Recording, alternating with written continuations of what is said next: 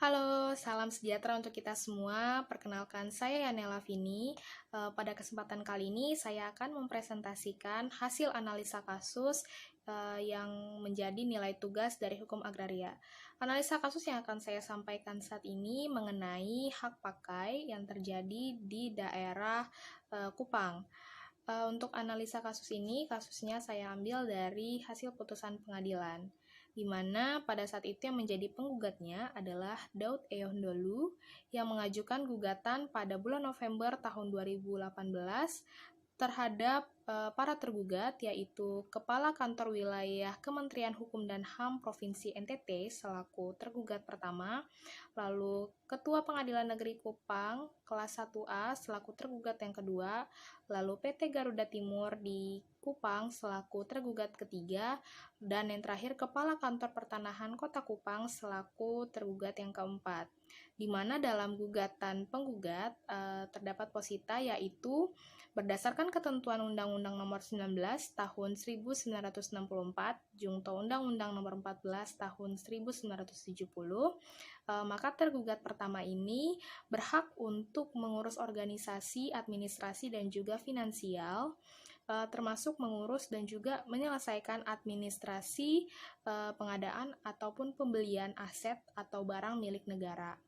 Nah, pada awal tahun 1968, tergugat 1 bersama-sama dengan tergugat 2 dan juga tergugat 3 itu mendatangi penggugat untuk membeli sebagian tanah milik penggugat, di mana tanah milik penggugat ini berluaskan 5.700 meter persegi dengan batasan-batasan, yaitu utara berbatasan dengan tanah ataupun gedung Dolok NTT, lalu sebelah selatan ini dahulu itu tanah milik penggugat yang sekarang menjadi Jalan Damai, lalu daerah timur ini berbatasan dengan PLN dan juga kantor penerangan yang sekarang menjadi Jalan Palapa, lalu daerah barat itu berbatasan dengan Gabriel Sau, di mana batasan-batasan ini sebagai tanah objek sengketa.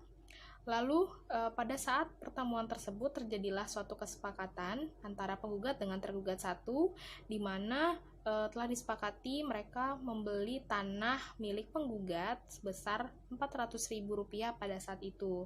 Dan juga disepakati bahwa tergugat 1 ini yang akan mengurusi segala administrasi dari jual beli tanah tersebut. Dan tergugat ketiga yang akan menjadi kontraktor dalam pengerjaan pembangunan dari gedung pengadilan negeri tersebut. Lalu tergugat 1 membayar sebagian dari kesepakatan tentang pembelian tanah tersebut, yaitu Rp200.000, dan dimulailah pembangunan gedung pengadilan negeri ini. Selama kurun waktu dari tahun 1968 sampai 1970, tergugat pertama ini tidak melunasi ataupun belum melunasi sebagian dari harga tanah, yaitu Rp200.000, dan juga belum adanya surat administrasi yang menyatakan peralihan tanah dari milik penggugat kepada tergugat 1. Lalu pada tahun 1988, tergugat 1 ini mendirikan kembali pengadilan negeri yang baru di Jalan Palapa dan diserahkan kepada tergugat kedua untuk digunakan. Sedangkan tanah milik penggugat ini dibiarkan kosong. Karena dibiarkan kosong ini, maka penggugat mengisi kembali tanah tersebut.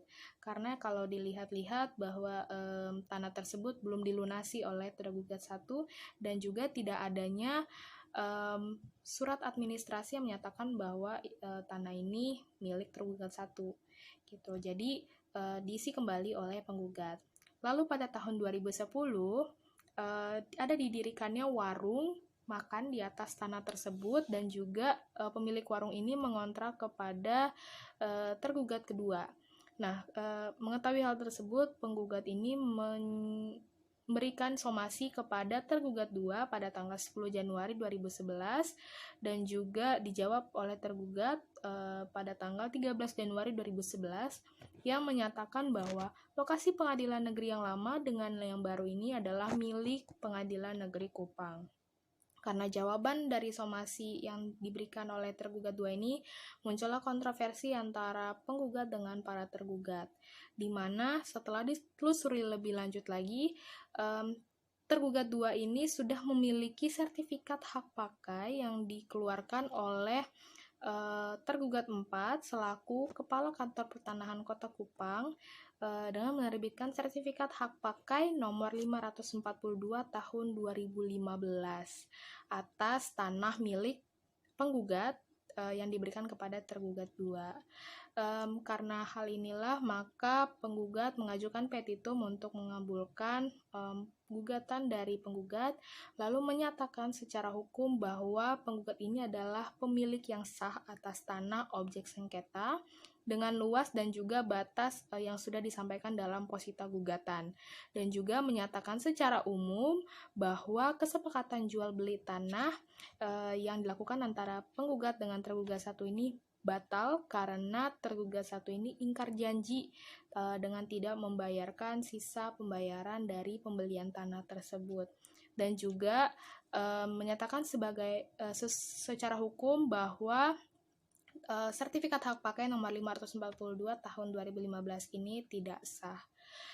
Jadi itulah posita dan juga petitum yang diberikan dari penggugat kepada para tergugat. Lalu di hasil akhirnya adalah majelis hakim mengabulkan gugatan ataupun permohonan dari penggugat. Itu saja hasil presentasi dari analisa kasus mengenai hak pakai yang terjadi di daerah Kupang. Jika ada kekurangan ataupun kesalahan kata mohon dimaafkan. Terima kasih.